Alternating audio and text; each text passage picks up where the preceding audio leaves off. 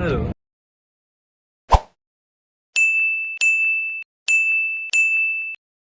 Halo. Pada studi kasus kali ini, kita akan membahas tentang MBKM, Merdeka Belajar Kampus Merdeka, yang dimana MBKM merupakan sebuah kebijakan transformatif dari Kemendikbudristek, yang dimana untuk menjawab sebuah tantangan besar perguruan tinggi Indonesia.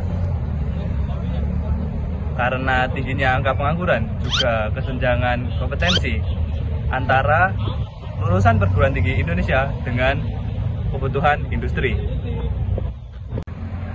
Hal yang melatar belakangi MBKM adalah banyaknya lulusan sarjana yang merasa ilmu yang diperoleh itu kurang aplikatif. Di sisi lain juga banyak industri yang mengeluhkan tentang perlunya waktu juga biaya tambahan untuk melakukan pelatihan ulang atau retraining untuk fresh graduate. MBKM hadir untuk memberikan hak belajar 3 semester dalam bentuk kegiatan seperti wirausaha, magang, dan juga proyek independen, dan masih banyak lainnya. Jadi pada intinya MBKM mendorong mahasiswa untuk keluar dari kampus dan membangun pengalaman melalui ekosistem yang sesungguhnya.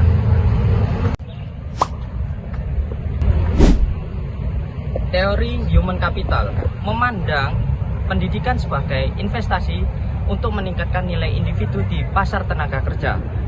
Dengan mengikuti MBKM, mahasiswa menginvestasikan waktunya untuk memperoleh keterampilan teknis atau hard skill dan soft skill langsung dibutuhkan di industri, sehingga meningkatkan nilai mereka sebagai calon tenaga kerja. Implikasi terhadap pengembangan manusia. MBKM tidak hanya bertujuan untuk menciptakan manusia yang terpelajar, tetapi lebih dari itu.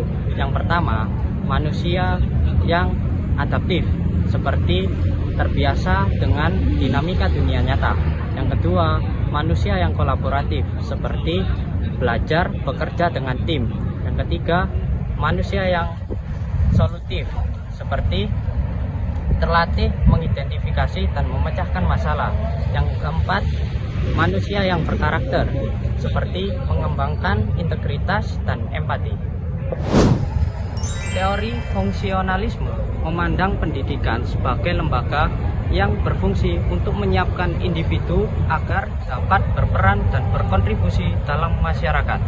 MBKM memperkuat fungsi ini dengan langsung melatih mahasiswa untuk berintegrasi dalam subsistem ekonomi dan sosial. Analisis teori konsep dasar kependidikan pada MBKM. Itu ada 2 teori. Yang pertama teori konstruktivisme dan teori eksperimental. Jadi menurut teori konstruktivisme itu pengetahuan bukan hanya sesuatu atau ilmu yang diajarkan oleh dosen ke mahasiswa, melainkan dibangun atau dikonstruksi oleh mahasiswa itu sendiri melalui pengalaman. Jadi di MBKM itu adalah wujud nyata yang dimana mahasiswa membangun atau mengkonstruksi pengetahuannya melalui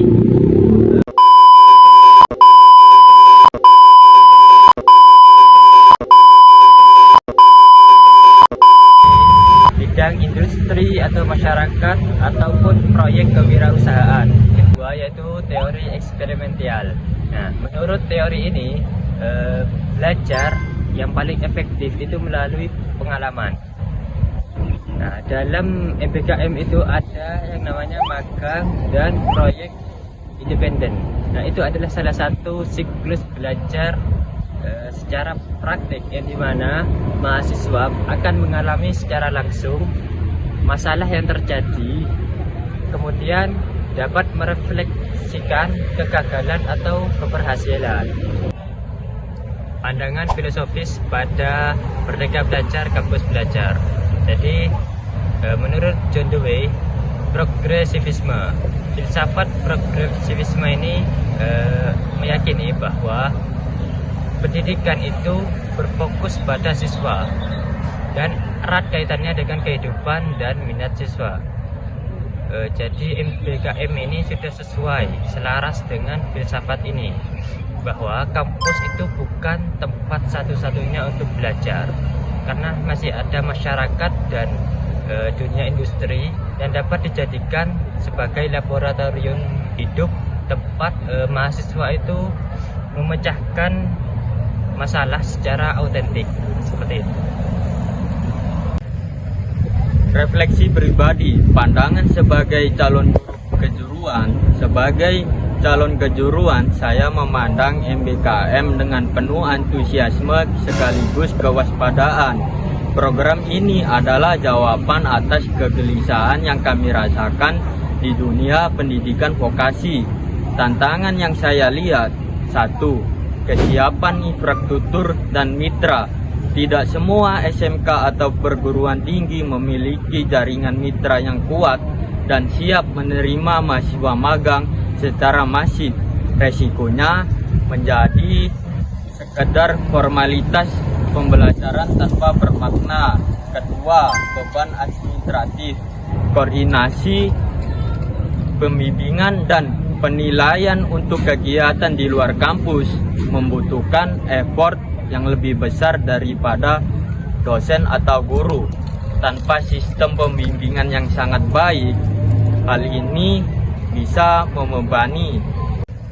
3. Konsistensi kualitas, memastikan bahwa setiap mahasiswa mendapatkan pengalaman dan bimbingan yang berkualitas sama di berbagai lokasi berbeda adalah tantangan yang besar. Peluang yang sangat besar. 1. Penyelarasan kurikulum yang lebih nyata.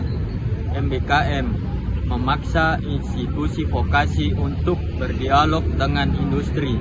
Umpan balik, mahasiswa adalah sumber utama untuk memperbarui kurikulum dan materi ajar agar selalu relevan. Yang kedua, guru sebagai transilitator dan motivator.